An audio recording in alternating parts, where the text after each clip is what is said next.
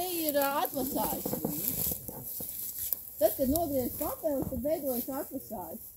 Un te mēs varam redzēt to, ka papelēs, viņām nāk atvases no celma. Tā kā melnāks, tā kā lācis. Kur es nogriežu, tur man ir atvases.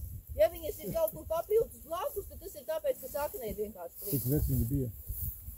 Viņš nozādīs. Cik gadi? 8 gadu vecs mēs zaļējām.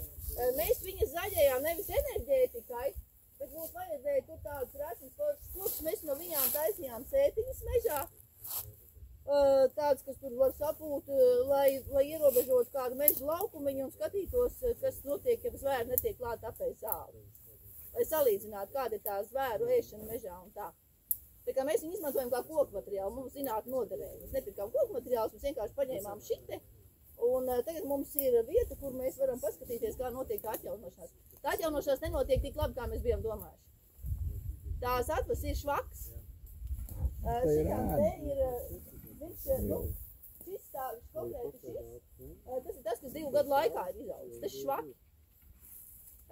Īsti nestrādā. Tā 5 gadu rotācija viņa īsti nestrādā. Un mums sanāca tā kā 8, 9, tas arī ir tā kā pa īsu. Vajag tomēr garāku periodu un retāku, tad kaut kas sanāk. Tad tur sanāk gan žāgari, gan baļķi, gan viss kaut kas, ja? Nu tā. Un te ir tā, ka katra rīga ir savs klons. Viena ir 6, pat iznāk 2, 6, 7, 8, ja? Ārā ejot. Un te mēs viņus bijām